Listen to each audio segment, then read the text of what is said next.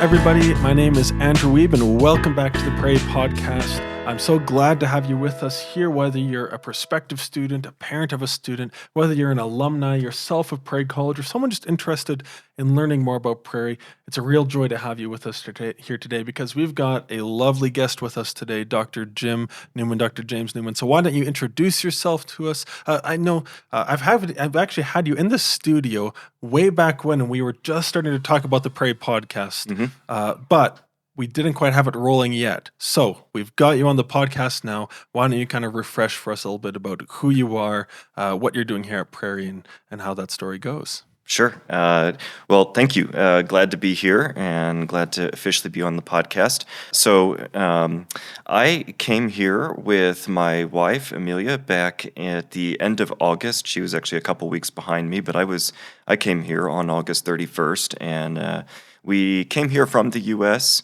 and I teach mostly New Testament courses here, a couple of other things, but mostly New Testament. And since coming here, the most exciting thing that has happened to us is that we also had our first child, our son James, who is 3 months old today. Really? Yes, yeah. Wow. So we are proud parents of a dual citizen Canadian baby. Well, there you go. Starting off to a good year here at Prairie. Mm-hmm. Okay, so I'm curious, you've had a bit of this kind of taster, this little teaser so far being here at Prairie for almost one full academic year. I'm curious if you could share with us, some of the things you've really enjoyed about your time here so far. Yeah, absolutely. So the first thing that comes to my mind, the thing I've enjoyed the most being here is really the students. And we have wonderful students here. They're wonderful people and just a joy to work with. So it's just it's a pleasure. It's a privilege to get to teach students who have great character and who are committed to Christ and have a heart for the world and committed to the gospel.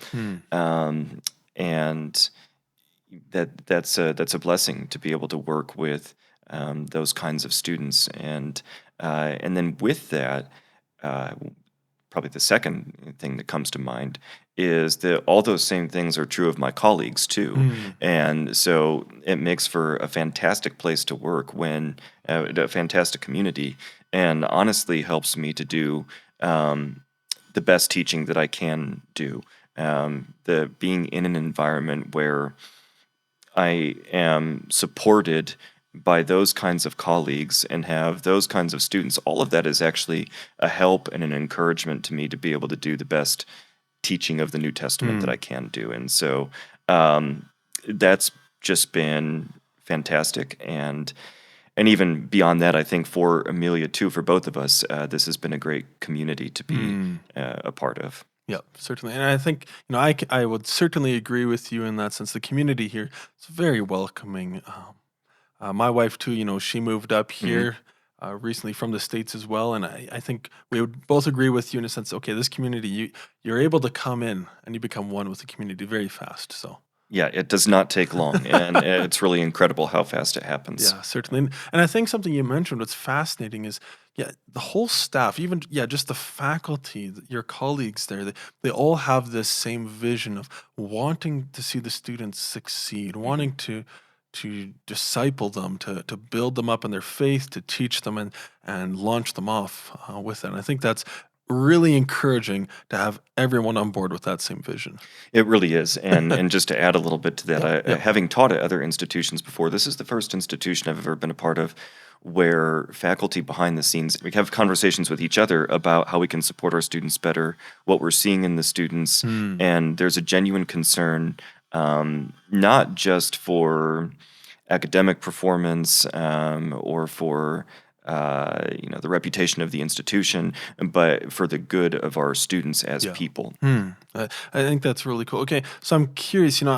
I was thinking of asking you this about what's your favorite part about being a prof, but something I've noticed from a lot of profs is they point out their favorite part is the students. So I know you already mentioned the students, so I'm curious, is that maybe it's a bad thing to ask if that's your favorite or not. That puts you in a hard place.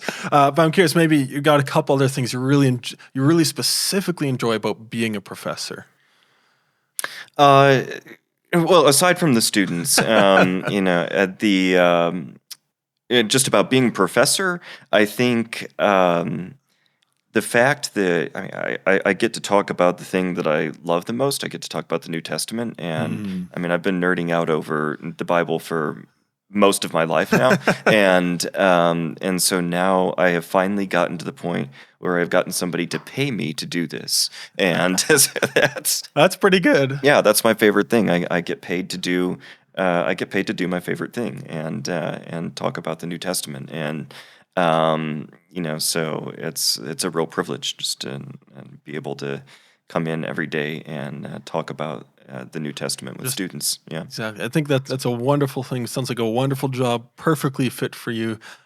That's exciting. So I'm curious, in the slew of your courses that you teach, do you kind of have one that this year you've really enjoyed teaching, or maybe there's a favorite memory or moment that's popped out of one that you'd be willing to share with us? I'm not quite through with my first academic year, so just starting to get into Paul's letters now, um, and that'll wrap up the year for me. But I've enjoyed every class that I've taught immensely, Mm. and so it's hard to pin it down to one. In some ways, and this is a surprise to me in some ways, one of the most memorable for me will probably end up being the sexuality, singleness, and marriage course that I just finished teaching last term, which is Mm. actually the first not strictly New Testament course that I've ever taught.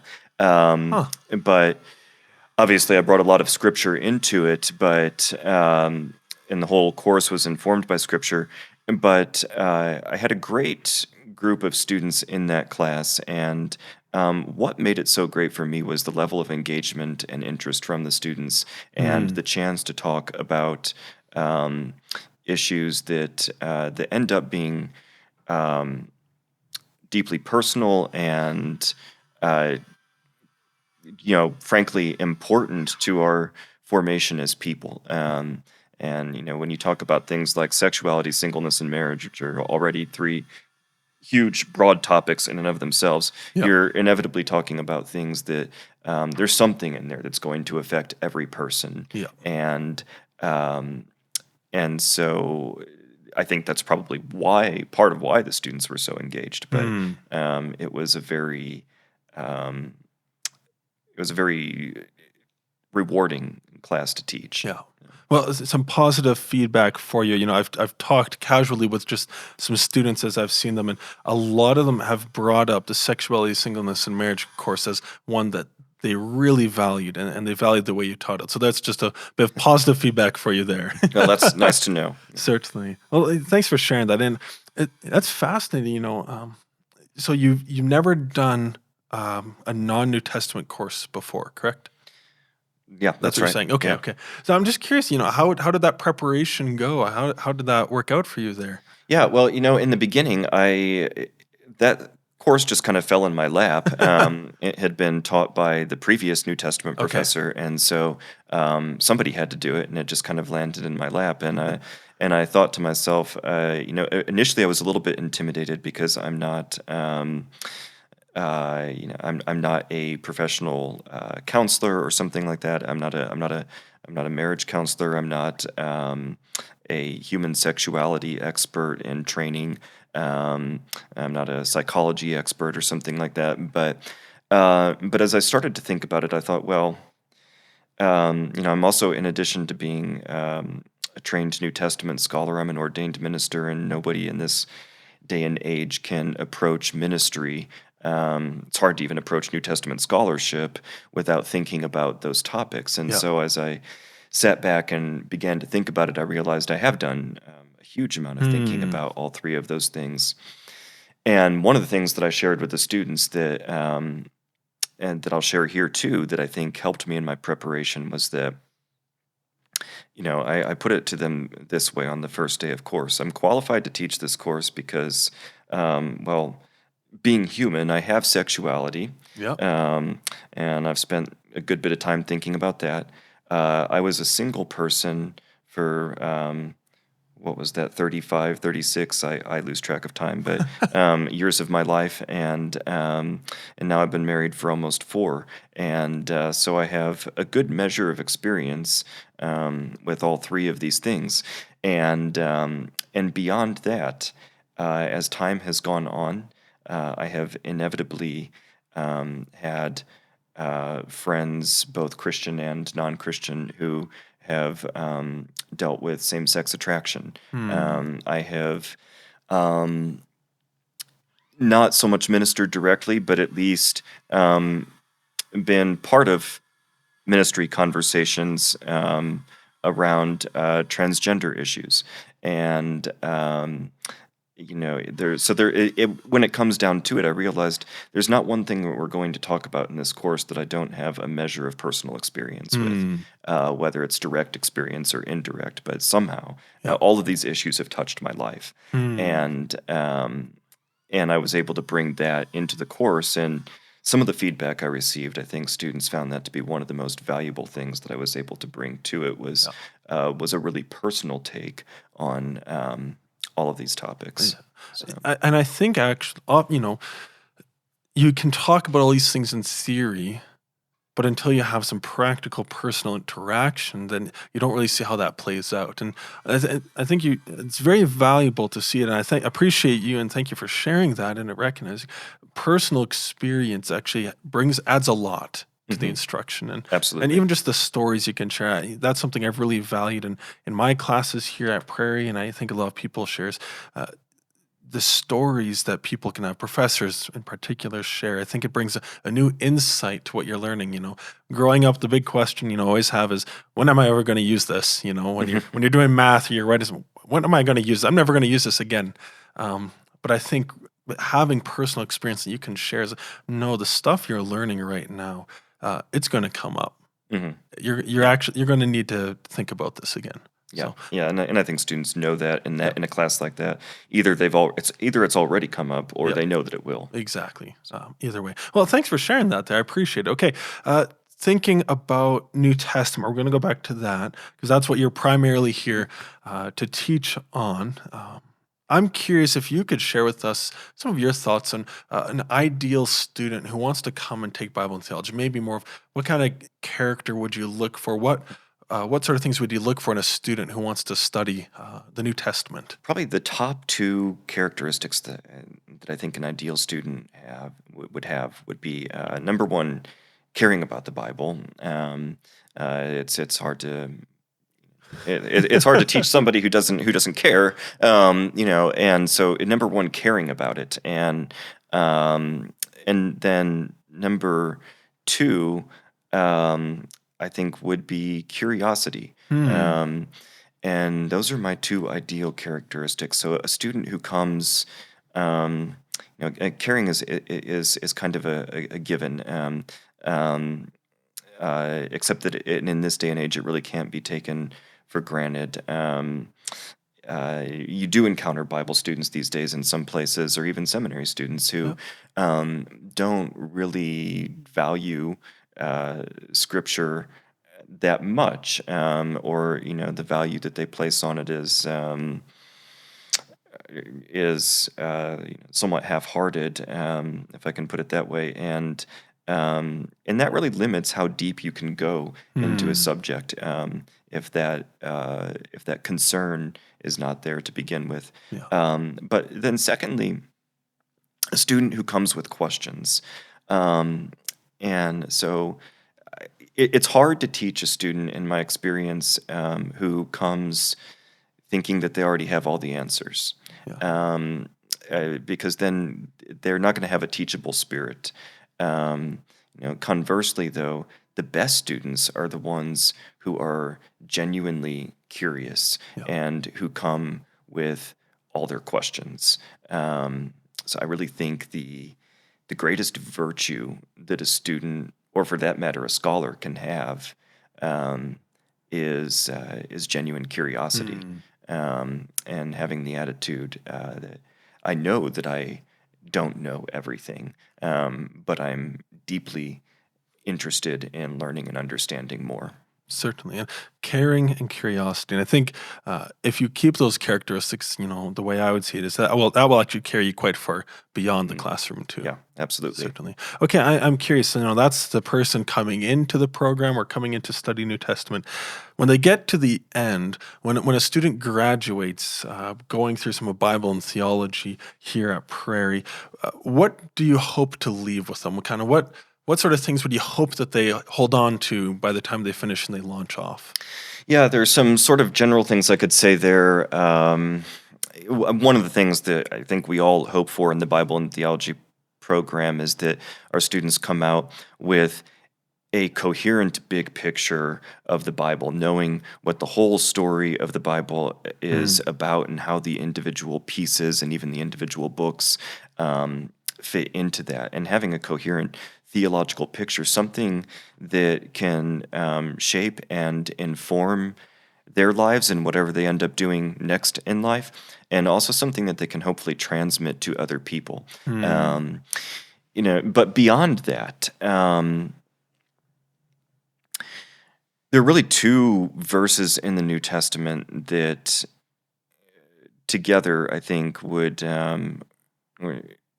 articulate my hopes and my goals mm. for any student that comes out of this program. And the first would be Romans 12:2, and do not conform to this age, but be transformed by the renewing of your mind, so that you may prove what is the will of God, what is good, well pleasing, and perfect. Um, and the second would be James 1:4.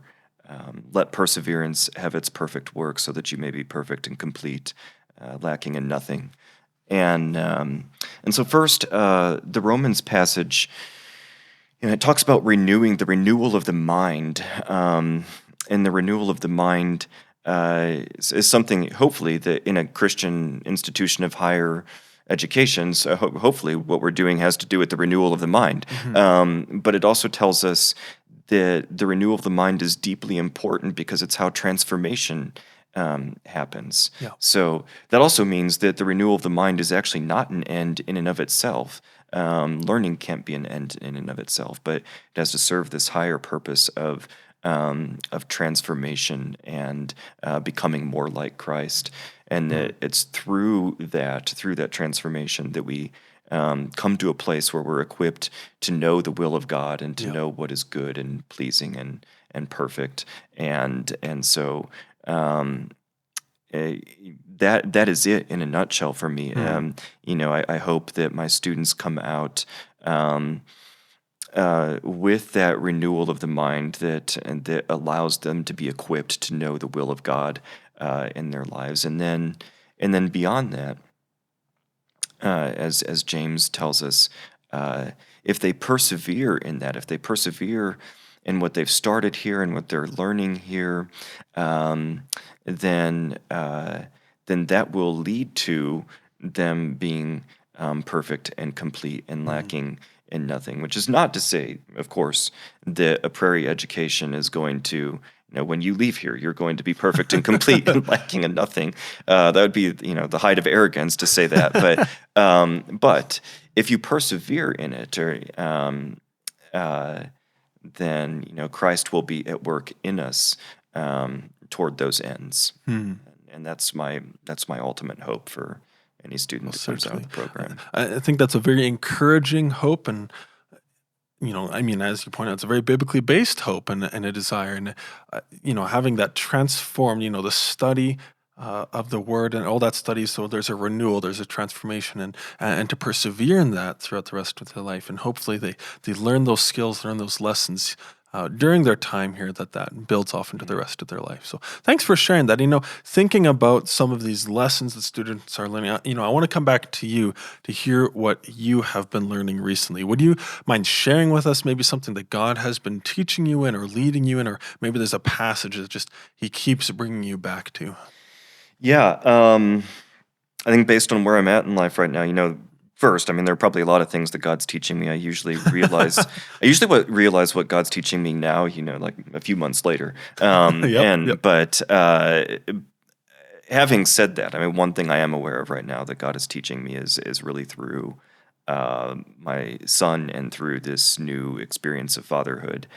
Um, and I think being a father now has caused me to appreciate the fatherhood of God in a new way and what it means to be a child of God.